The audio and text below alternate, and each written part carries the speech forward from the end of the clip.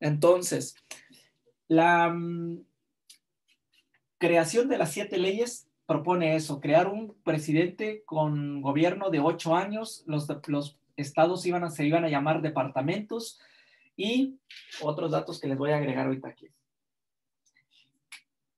Se crea el Supremo Poder Conservador. ¿Qué es este Supremo Poder Conservador? El Supremo Poder Conservador iba a estar de esta manera. Lo voy a poner aquí y al ratito lo borro. Supremo Poder Conservador y abajo de ellos o por debajo de este poder y aquí va a estar el Ejecutivo. Aquí va a estar el Legislativo y aquí va a estar el Judicial.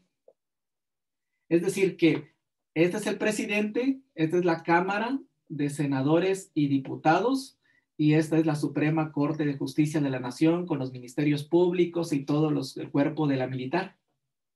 Por encima del presidente y de estas otras dos representaciones iba a estar el Supremo Poder Conservador. Este iba a estar a cargo de 5 personas. Y este poder iba a tener la capacidad jurídica y jurídica moral para poder incapacitar a cualquiera de estos representantes. Es decir, si se le daba su regalada gana al Supremo Poder Conservador, podía decir el presidente está incapacitado física, moral o intelectualmente para gobernar el país y por lo tanto buscamos otro presidente o reemplazamos a ese presidente. Es decir, era como la mano negra que mueve el escenario o el mundo, ¿no? Como hoy sabemos que hay muchos políticos como Carlos Salinas de Gortari que decían que detrás de Peña Nieto pues estaban los grandes políticos y los grandes representantes que movían la gran mafia, ¿no? Política que movía al mundo, que movía a México. Así pasa en Estados Unidos, así pasa en Inglaterra, hay ciertos poderes. En ese momento, que si pasó alguna vez que sacaron a alguno, en realidad no por no por el Supremo Poder Conservador, sino que sí hubo presidentes que estaban 2, 3 años y lo sacaron y alternaron, pero fue porque los liberales hicieron movimientos, hicieron guerras y como que ponían a uno como golpe de estado, porque había mucha guerrilla, y luego llegaba el otro, o los mismos dentro de los conservadores se hacían, ¿cómo le dicen? Se echaban grilla entre ellos y lo traicionaban, lo mataban y ponían a otro, pero no fue decisión del Supremo Poder Conservador. Bueno, ¿qué más tenían? Otro dato de ellos es que en esta ley se creó el sufragio sensitivo. Sufragio ya sabemos que es un voto, emitir un voto. Sensitivo quería decir restrictivo, que no todos podían ser elegidos para presidentes, para ser votados, y no todos podían votar. Por ejemplo, hoy en la Constitución Política se expresa que cualquier ciudadano de México, sea de nacionalidad mexicana, puede postularse para presidente de la República. Claro que hay mucha grilla, no hay mucha política, pero es tu derecho, tú puedes serlo, puedes ser un agricultor, un ingeniero, lo que sea, quien sea. Pero aquí en las 7 leyes se estipulaba que no todos podían ser elegidos para poder ser presidentes, que no todos podían ser votados y no cualquier persona podía votar. Ahora, ¿qué se requería para poder votar o para poder ser persona votada? 3 características. 1, respecto a su economía, es decir, que tuviera un capital sustentable, que tuviera dinero, que fuera rico. 2, que perteneciera a una clase social alta. Entonces los pobres naturalmente pues no iban a entrar. Y número 3, su nivel de capacidad intelectual o nivel de cultura, es decir, que estuviera alfabetizado. Si no sabía leer ni escribir, no tenía derecho a votar ni a ser votado. O sea, debería tener educación. Entonces, esos eran los 3 requerimientos: pertenecer a una clase alta, tener bienes capitales y tener un nivel cultural alfabetizado, vamos a decirlo, ¿no? Que estuviera alfabetizada la persona. Ahora, ¿en qué consistían las 7 leyes? La primera ley hablaba todo un capítulo sobre los derechos y los deberes de los ciudadanos, de todos los ciudadanos. En el capítulo 2, o la ley número 2, por decirlo así, hablaba específicamente sobre todas las atribuciones, poderes o facultades que tenía el Supremo Poder Conservador sobre cada una de estas instancias u órganos. Aquí se delimitaba qué funciones iba a tener el Supremo Poder Conservador. La tercera ley, la cuarta ley y la quinta ley hablaban sobre los poderes de la Unión, es decir, los poderes que iba a tener tanto el Supremo Poder Conservador como el Ejecutivo, Legislativo y Judicial en función a cómo iban a ser elegidos, cómo se iban a votar, es decir, cómo iba a ser el sistema de votación electoral, y también cuáles eran sus funciones y sus facultades, sus atribuciones o facultades que tenían para gobernar. De eso hablaba la tercera, cuarta y quinta ley. La sexta ley hablaba de la división del territorio, es decir, que iba a estar conformada por departamentos, no iba a estar conformada por legislaturas, ni por territorios, ni por estados, sino por departamentos. Y la séptima ley hablaba todo un extenso capítulo muy amplio sobre no modificar las leyes de la Constitución por lo menos durante 3 años. Es decir, durante 3 años las leyes de la Constitución de esta ley iban a estar intactas. Pasando esas 3 leyes, probablemente ya podían ser modificadas algunas de esas leyes o artículos si es que en realidad vieron que no eran funcionales o no eran propicias. Pero durante 3 años no iban a ser modificadas. Bueno, esto eran las 7 leyes, en eso consistía prácticamente o casi todo lo que es el documento de las 7 leyes. Prácticamente no se echó a andar como tal en funcionamiento porque había mucha revuelta, les digo, y además vamos a saber que desde 1836 a 1847, igual casi 11 años, igual que lo mismo de la Constitución de 1824, no duró mucho en vigencia. Entonces, por lo tanto, podremos decir que fue un poco inconcluso. Bueno, pero de 1836 a 1847 hubo otra fecha importante, que es la de 1843. Aquí en 1843 se crea otro documento, un documento que se llamó Bases Orgánicas. ¿Y en qué consistían las bases orgánicas? Bueno, las bases orgánicas, ahorita se los digo qué consistía.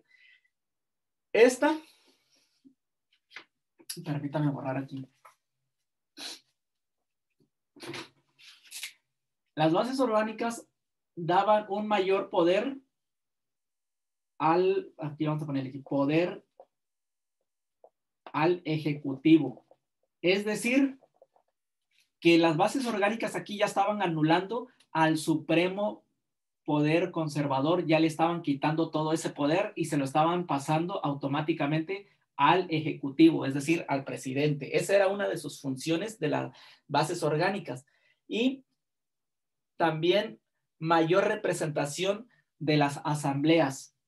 Ok, aquí las asambleas iban a tener más facultad que los departamentos o las legislaturas, porque también habían creado algunas legislaturas en departamentos. Entonces, la intención era quitar ese poder que ellos tenían y darle mayor representación y mayor poder a las asambleas locales en cada uno de los departamentos que existían en toda la República Mexicana. Asimismo, también abolir, o en todo caso aquí, elegir a Santa Anna como presidente.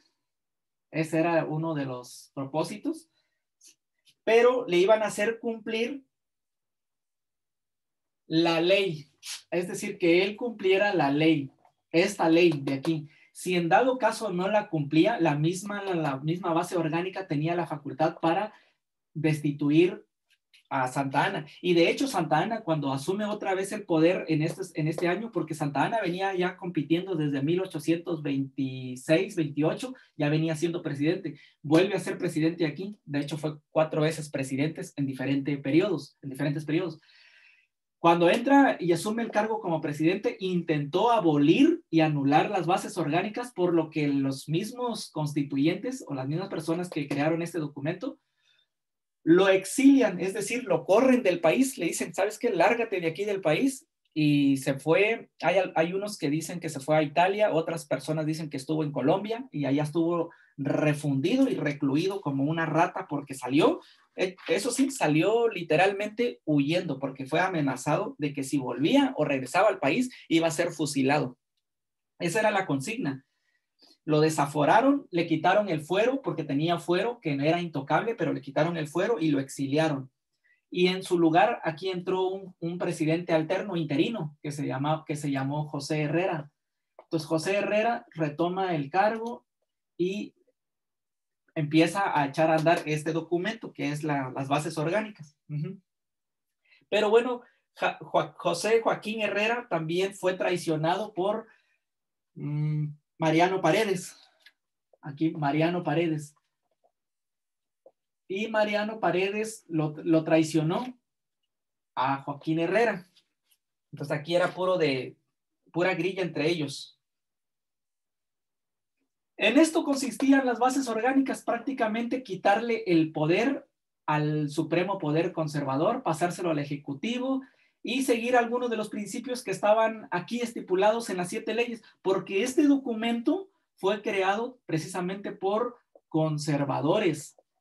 Cuando yo hablo de los conservadores, jóvenes, me estoy refiriendo a aquellos que eran los realistas, es decir, los que pertenecían al virrey. Estos venían con la intención de que la iglesia, la militar y el Estado debían estar en contubernio, venían a preservar, a hacer que los ricos fueran haciendo más ricos y los pobres fueran siendo más pobres. Y por otro lado estaban los liberales. Los liberales eran de la Constitución de 1824. Los liberales eran de Ignacio Allende, Aldama, La Corregidora, Miguel Hidalgo y Costilla, José María Morelos y Pavón, Vicente Guerrero, Nicolás Bravo. Todos estos venían siendo como los liberales que luchaban contra estos. Aquí de 1836 a 1847, pues hubo muchos conflictos internacionales. Primero, la separación de Texas con México. Texas ya no quería pertenecer a México porque, en primer lugar, Texas estaba bien lejísimo. Y acuérdense que en ese tiempo no había tren, no había comunicación. Entonces los de Texas dijeron, tenemos una ley, una constitución que es centralista, que solamente ve los derechos de allá de la Ciudad de México, y nosotros estamos olvidados. Y además, Texas comerciaba mucho con Estados Unidos, es decir, sus productos tenía más interacción con Estados Unidos que con su propio país, con México. Y Texas y Coahuila estaban unidos en ese tiempo. Y entonces los tejanos empiezan como a manifestarse y a hacer su propia independencia. En un principio no se anexaron a Estados Unidos, hacen su propia independencia como una nación soberana. Y Estados Unidos aprovecha ahí ese movimiento y les empieza a lavar el cerebro a todos ellos y decirles, bueno, anéxense a nosotros, pero no se anexan, sino que surge la guerra. Santa Anna fue a luchar allá y lo atrapan, le hacen firmar a Santa Anna ya en calidad de rehén, que firme que Texas era una nación ya independiente. Y bajo amenaza, Santa Anna firma el documento, pero desde aquí de México no aceptaron esa firma porque dijeron, es una firma que no vale porque fue sometida bajo presión. Entonces no fue en su cabal juicio de Santa Anna, fue por miedo o por temor y muchos argumentos, ¿no? Pero ya pasa el tiempo, 2 años después de que Texas estuvo independizado, en 1845, Texas se anexa a Estados Unidos, porque Estados Unidos pues ya les había lavado el cerebro, ¿no? Entonces, ese fue el primer conflicto. Luego hubo otro conflicto aquí de 1836, también se me estaba olvidando, 835, 836, perdón, 38 al 39, disculpen, el conflicto de la intervención francesa, lo que conocemos como la Guerra de los Pasteles, también donde Santa Anna se vio involucrado y fue una deuda de más de 60,000 pesos que no se 60,000 pesos que no se pagó. Y luego viene otro conflicto internacional, que es el conflicto de la guerra de Estados Unidos contra México. Y es ahí donde ya nos vienen a quitar los territorios de la Mesilla Y bueno, pero eso ya es otro cuento, ¿no?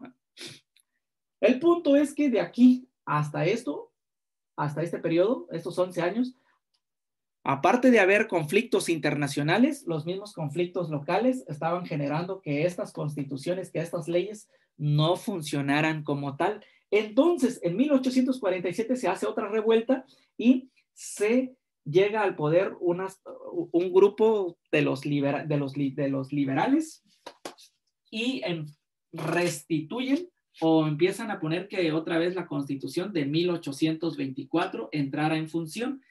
Es decir, regresar a la República. Esta sería nuestra segunda República. La primera República es de 1824 hasta 1835-36, es nuestra primera República. La segunda República entraría aquí. Bueno, hay algunos que no le llaman Segunda República, bueno, pero hay otros que dicen que esta es nuestra Segunda República porque se vuelve a poner en marcha la Constitución de 1824. Y hay quienes dicen que no, porque realmente aquí se hacen modificaciones de la Constitución de 1824, había vicepresidencia. Aquí se suprime la vicepresidencia, es decir, ya no hay vicepresidente. Entonces se hizo modificaciones a la Constitución de 1824, por eso hay quienes dicen que ya no es la Segunda República porque se hizo modificaciones a la primera Constitución y se crean las elecciones para los diputados, para los tres poderes. Cosa que antes de 1824 no habían como elecciones formales, habían algunos casos que se autonombraban, es decir, no había democracia. Aquí ya se estaba intentando la democracia para los tres poderes que había mencionado aquí, el ejecutivo, el legislativo y el judicial. Entonces, eso fue en 1847. Pero de 1847 a 1854 surgen otros movimientos. Y aquí se genera un movimiento que se llamó el Plan de Ayutla. El Plan de Ayutla consistía en la necesidad de formar un frente para sustituir otra vez a Santa Anna. Es que Santa Anna había vuelto otra vez al poder. No sé cómo le dieron entrada y cabida. El detalle es que Santa Anna llega al poder. Y ese era el propósito, quitar a Santa Anna, se reúnen todos los liberales para eliminarlo. Y también, a la vez, nombrar un presidente interino. Es decir, quitar a Santa Anna y poner un presidente interino, mientras se buscaba o se elegía al verdadero representante, que en este caso, el presidente interino fue un señor que se llamó Juan Álvarez. Y Juan Álvarez estuvo momentáneamente dirigiendo el país, pero la función principal del Plan de Ayutla era convocar un constituyente, o sea, es decir, un cuerpo de personas para legislar y crear una nueva constitución. Aquí ya viene lo interesante porque eso significa que ya no iba a ser la de 1824 ni iba a ser la de 1836. Se estaban dando cuenta que esta no funcionó y que tampoco esa constitución funcionó. Entonces con el plan de Ayutla, los liberales trataban de que, bueno, sacar ya a Santa Anna y principalmente crear una nueva constitución, reformularla, replantearla, ya sea total o en su mayoría, pero no parcialmente, sino que se están dando cuenta que esas constituciones anteriores no estaban funcionando como tal. Ese era el propósito del plan de Ayutla. Y después del plan de Ayutla también viene seguiditamente las leyes de reforma generadas por Benito Juárez, Ignacio Comonfort, y esas leyes también, las leyes de reforma, eran una secuela o eran una manifestación de lo que en 1833, antes de 1836, es decir, en el gobierno de la Constitución de 1824, Santa Anna había estado como presidente pero se salió del país, se fue como de vacaciones y dejó a su cargo a Valentín Gómez Farías, y Valentín Gómez Farías, en su poder de ejecutivo, implementa unas reformas liberales. Las reformas eran separación de la iglesia y Estado, quitarle el fuero a los militares, quitarle el fuero a algunos políticos, en fin, hizo muchas cosas que a los conservadores no les gustó, y entonces hubo manifestaciones y Santa Anna regresó y quitó a Valentín Gómez Farías. Esas reformas liberales de Valentín Gómez Farías no entraron en vigor porque intentó hacerlo, pero Santa Anna se enteró y regresa y quita a Valentín Gómez Farías, lo saca del poder. Entonces, en 1854 a 1857, 55 y 56 se crea el Plan de Ayutla y se crean las leyes de reforma, y las leyes de reforma, insisto, eran una consecuencia de lo que Valentín Gómez Farías hacía. Y proponían aquí también las leyes de reforma, quitarle el poder a la Iglesia Católica, a los militares, y separar la Iglesia del Estado. Y es ahí donde ya vienen las ideas de Benito Juárez y de Ignacio Comonfort para crear la Constitución de 1857. Esta Constitución entra en vigor el 5 de febrero de 1857. Aquí se crea esta nueva Constitución cuando Ignacio Comonfort era presidente. Ahora, ¿qué proponía esta Constitución? Esta Constitución también tenía un capítulo entero dedicado a los derechos del hombre o del ciudadano, ¿no?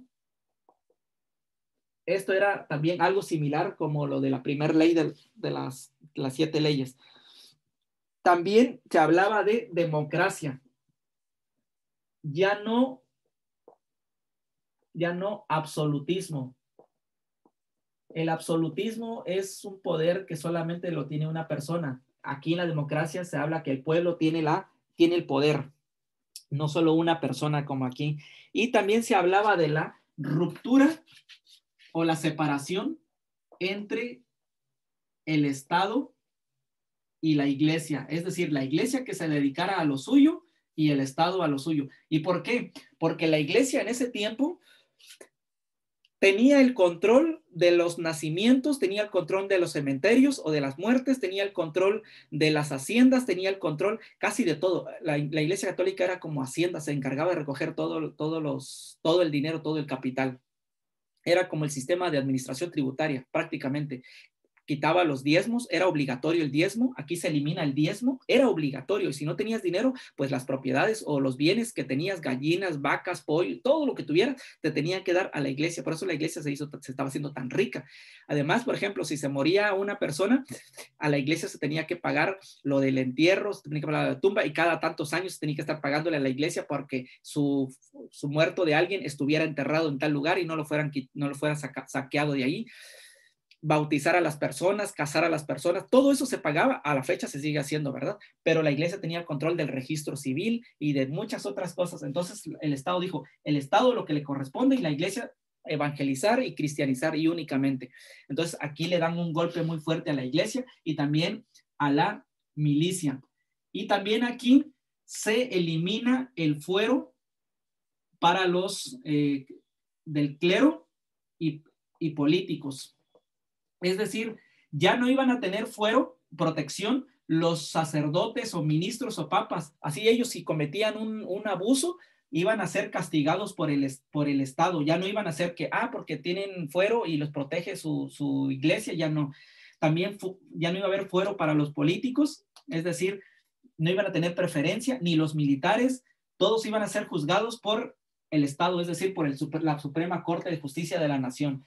Entonces aquí vienen muchos cambios, porque aquí, se me olvidó decirles, en las 7 leyes se permitía portar armas, cualquier persona podía portar armas en la calle. Aquí se prohíbe eso, la portación de armas, salvo bajo ciertos requerimientos o ciertos lineamientos, una persona podía portar arma, pero aquí sí se permitía. Bueno, entonces, bien, si se dan cuenta, vienen muchos cambios, y aquí lo otro cambio que es el sistema unicameral. ¿Qué es esto del sistema unicameral? una cámara nada más. Ya no iban a haber dos cámaras, como lo mencioné hace ratito, aquí, la Cámara de Senadores y Diputados que les había dicho. No, aquí ya nada más iba a ser una sola cámara. Es decir, se suprimía la Cámara de Senadores. Nada más iban a estar como puros diputados, no nada más una cámara, pues prácticamente. Esa era la función de la Constitución de 1857, entre otros lineamientos, ¿no? Pero de 1857 hasta a 1870 más o menos hubo también conflictos y ahí es donde surge o sube al poder Porfirio Díaz. Entonces Porfirio Díaz, cuando sube al poder, lo que hace es decir, ya no va a haber más conflicto entre liberales y conservadores, se acabó. Y lo que él hizo es metió en su gobierno a liberales y conservadores y los unificó y dijo, voy a poner paz y voy a poner orden y progreso. Este orden y progreso viene del positivismo de Augusto Comte. ¿Qué es eso? De trabajar con la ciencia, y metió a muchos intelectuales en su gobierno, entonces muchos científicos, y entonces el país empezó a prosperar, a notarse en el mundo, en su gobierno de Porfirio Díaz, que claro, que llegó al poder por primera vez, luchó contra Benito Juárez en las elecciones, perdió, y en la segunda elección que hizo otra vez con Benito Juárez, perdió, pero hizo una insurrección que se llamó el Plan de Tuxtepec, y lo derrocó ilegalmente a Benito Juárez y lo sacó huyendo del país, y él asumió la presidencia.